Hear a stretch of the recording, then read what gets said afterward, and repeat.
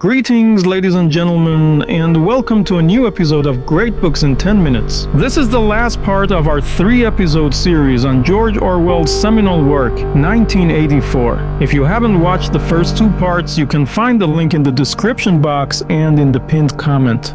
Before we start, if you haven't downloaded it yet, the free companion app for this channel is available on both the Apple Store and Google Play Store. With this app, you'll get access to bonus content, trivia quizzes tailored to each episode, and a free ebook library to deepen your understanding of the classics. To download, simply scan the QR codes with your phone or click the links in the description box below.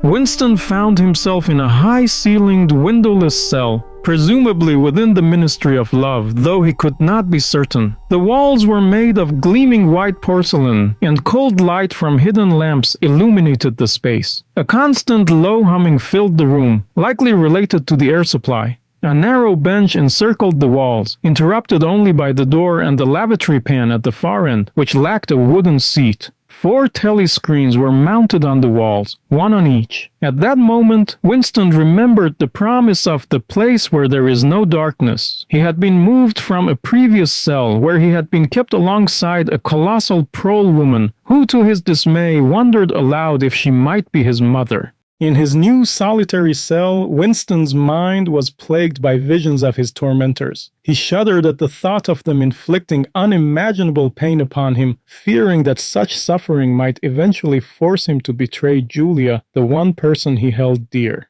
Winston then hoped that O'Brien had found out about his arrest and would send him a razor blade to help him take his own life. The cell door clanked open, and in stumbled Ampleforth, a poet condemned for leaving the word God in his translation of a poem. Ampleforth was quickly dragged away to the dreaded room 101, a place whispered about with dread, its horrors known only to those who had faced it. Winston was shocked when Parsons was shoved into the cell. Parsons, almost in tears, admitted he was there for thought crime. He was bewildered that such an accusation could apply to him, yet he quickly confessed, desperately asking Winston if he thought they would shoot him. Parsons clung to the belief that the party would recognize his loyalty, pleading that he had always tried his best for them. He hoped for a lighter sentence, perhaps 5 or 10 years in a labor camp, convinced they would not execute him for one mistake. Winston asked if Parsons was guilty, and Parsons, glancing nervously at the telescreen, insisted he was. After all, the party wouldn't arrest an innocent man. He explained that thought crime had crept up on him in his sleep, where he had unconsciously repeated "down with Big Brother" over and over. Parsons was oddly relieved that the party had caught him before it went further and planned to thank them at his tribunal. When Winston asked who had turned Parsons in, Parsons, with a mix of pride and sorrow, revealed that it was his 7-year-old daughter. She had overheard him through the keyhole and reported him to the authorities, an act that Parsons, despite everything, felt proud of, believing it showed he had raised her in the right spirit. The sight of his former neighbor, once so zealous in his loyalty to the party, now broken and defeated, deepened Winston's despair. As the days stretched on, Winston's hopes were shattered when O'Brien, the very figure he had counted on as his ally in the rebellion, walked into the cell. O'Brien revealed himself as an operative of the Ministry of Love, the very institution Winston had hoped to resist. O'Brien asserted that Winston must have known all along a grim truth that Winston reluctantly acknowledged. As a guard ruthlessly smashed Winston's elbow, the excruciating pain drove home a grim realization. No one could maintain heroism in the face of such physical agony. The suffering was simply too overwhelming. O'Brien presided over Winston's relentless torture sessions with a cold, calculating demeanor. Each session was a grueling ordeal designed to break Winston's spirit and force him into submission. Over time, the beatings became less frequent, replaced by a persistent threat that kept Winston in constant fear. His new interrogators were party intellectuals, short, swift men with glasses, who interrogated him for hours, using minor yet ongoing pain and humiliation to wear down his resolve. Their questioning involved demeaning tactics designed to destabilize his thinking thinking and force him to admit contradictions. At times, they shifted their approach, appealing to his loyalty to Ingsoc and Big Brother, urging him to correct his perceived wrongs. Despite their harsh methods, these appeals occasionally brought him to tears. The relentless psychological pressure proved more effective than physical torture, eventually breaking his will. Winston found himself confessing to a litany of crimes: murder, espionage, embezzlement. Regardless of their truth, he admitted to being a spy, a believer in religion, a fan of capitalism, and even a killer of his still-living wife. In his shattered state, it seemed easier to confess to everything and implicate everyone, blurring the line between reality and fabrication.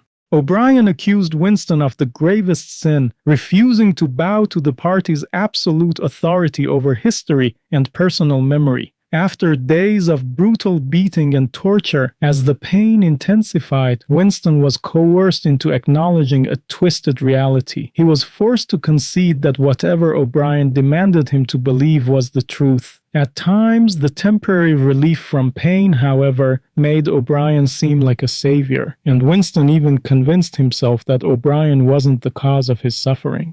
O'Brien informed Winston that his current state of mind was nothing short of madness. However, he assured Winston that the torture would ultimately cure him of his insanity. He elaborated on the party's mastery of suppression and control, explaining that they had refined the methods of the Inquisition, the Nazis, and the Soviets. The party's approach didn't merely eliminate enemies, it transformed them, erasing their existence from public memory. Winston began to grasp the concept of doublethink, the party's practice of holding two contradictory beliefs simultaneously. He learned to dismiss memories he knew to be true, adapting to the party's warped version of reality. When O'Brien offered to answer Winston's questions, Winston, desperate for some semblance of truth, asked about Julia. O'Brien coldly revealed that Julia had betrayed him the moment she had the chance. Winston then questioned whether Big Brother existed in the same tangible sense that he himself did. O'Brien chillingly responded that Winston in fact did not exist. When Winston inquired about the mysterious brotherhood, O'Brien cryptically stated that Winston would never learn the answer to that question. Finally, when Winston asked what horrors awaited him in room 101, O'Brien ominously replied that everyone already knew what lurked in room 101. After Winston endured weeks of grueling interrogation and relentless torture, O'Brien explained to him that there were 3 stages in his reintegration: learning, understanding, and acceptance. He told Winston that it was time for him to move on to the second stage. O'Brien revealed that he was the co-author of the revolutionary book with which he had fooled Winston. Winston, depressed and hopeless, asked if what was written in the book was the truth. O'Brien replied that only in description, and that the program described was nothing but nonsense. It promised that secret knowledge would spread, leading to a proletarian uprising and the party's downfall. But this was all absurd. The proletarians would never revolt, not in 1,000 years. The reason was clear and known to all. Any dreams of violent rebellion needed to be abandoned. The party's rule was eternal. This was the starting point for all thoughts. Clinging to a shred of hope, Winston suggested that the party's control over the proles might somehow be for their own benefit. O'Brien, with chilling coldness, mocked this notion, declaring that the party's sole purpose was to achieve absolute, unending, and limitless power. O'Brien told Winston that power was never meant to be given up. It wasn't a means to an end, but an end in itself. A dictatorship wasn't established to protect a revolution. The revolution was made to create the dictatorship. The purpose of persecution and torture was simply to perpetuate them, and the ultimate goal of power was to maintain power. After a lengthy debate in which Winston argued with O'Brien about the survival of the human race and the impossibility of building a civilization based on fear, O'Brien asked Winston if he considered himself morally superior to the party members. When Winston replied yes, O'Brien played a recording of Winston's voice from the night he was initiated into the rebellion. In the recording, Winston had promised to do anything for the cause of the revolution. He had agreed to commit various crimes, including drug use, prostitution, theft, forgery, murder, and other heinous acts.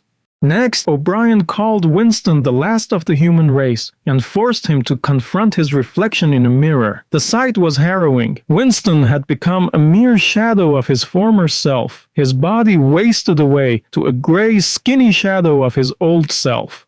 O'Brien cruelly aimed to break Winston's spirit by telling him that he was deteriorating and falling apart, calling him a bag of filth. He instructed Winston to look in the mirror and see himself as the last man, declaring that if he was human, that was what humanity had become. He then told Winston to put his clothes back on. Overwhelmed by his own disintegration, Winston began to sob, placing the blame squarely on O'Brien. With unsettling calm, O'Brien reminded Winston that his downfall had begun the moment he first put pen to paper in his diary. Despite the agony, Winston felt a fleeting surge of courage and told O'Brien that despite all of that, he had not betrayed Julia.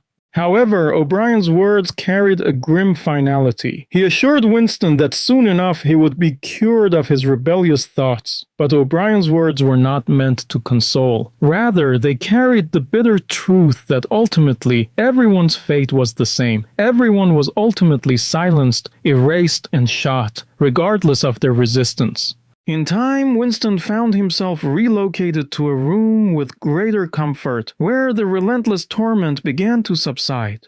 He dreamt peacefully of Julia, his mother, and O'Brien amidst the lush, idyllic landscape of the Golden Country. Gradually, he gained weight and was given a small slate on which to write, a modest relief from his previous suffering. With this newfound liberty, Winston reflected on his solitary rebellion against the party and realized how futile it had been to defy such a powerful force on his own. He started to convince himself of the party's slogans, writing down phrases like "freedom is slavery," "2 and 2 make 5," and "God is power" on his slate. Despite this facade of compliance, a surge of despair overtook Winston one day, leading him to scream Julia's name repeatedly. The outburst terrified him, knowing that such an emotional display would undoubtedly provoke O'Brien's wrath and more torture. Yet, deep inside, Winston clung to his desire to continue hating the party. He struggled to suppress his hatred, hoping that even in death he would retain his defiance against Big Brother, a personal triumph in his otherwise bleak existence. However, his efforts to hide his true feelings proved in vain. When O'Brien arrived with the guards, Winston could no longer contain his anger. He openly declared his hatred for Big Brother, only to be met with O'Brien's cold response. Obeying Big Brother was not enough, O'Brien said. Winston had to genuinely love him. With this chilling revelation, O'Brien commanded the guards to take Winston to room 101, the place where the party's most terrifying punishments were administered.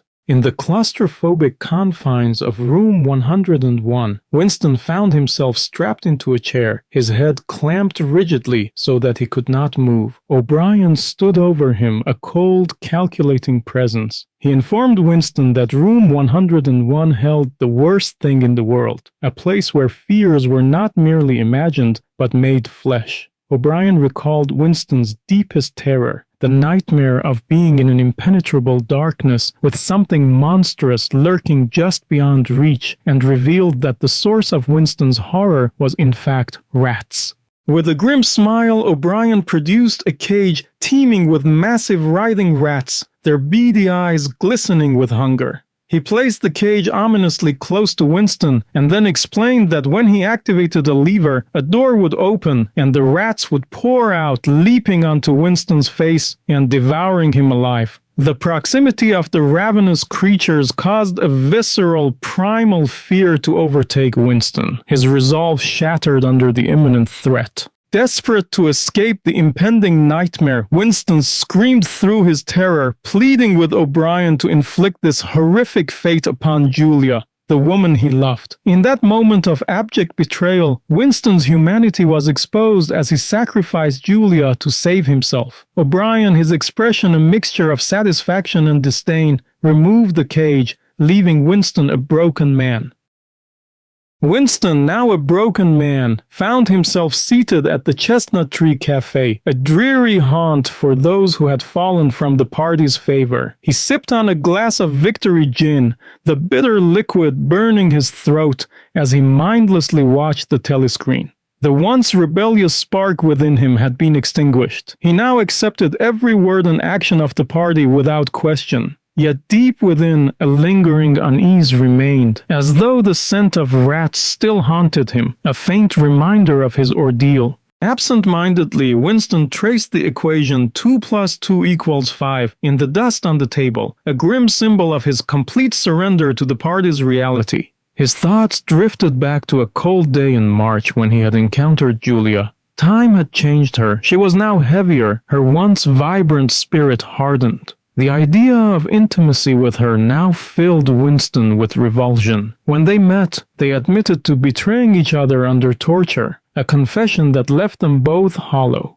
They had spoken of meeting again, but the words were empty, devoid of any true desire to rekindle what they once had. As Winston sat in the cafe, a haunting melody played in his mind. Under the spreading chestnut tree, I sold you and you sold me, echoing the betrayal he had witnessed in the eyes of political prisoners who had sat in the very same place years before. The memory brought tears to his eyes, not just for the lost comrades, but for the fragments of his own humanity that had been shattered. He recalled a fleeting moment of happiness with his mother and sister, a memory so vivid yet so distant that he doubted its authenticity. It felt more like a dream than a reality he once lived. Looking up, Winston's gaze fell upon the ever-present image of Big Brother on the telescreen. A wave of warmth and safety washed over him, a twisted comfort in his submission. The news of the ongoing war droned on in the background, but Winston was no longer concerned with the battles outside. The only victory that mattered to him now was the one he had won over himself.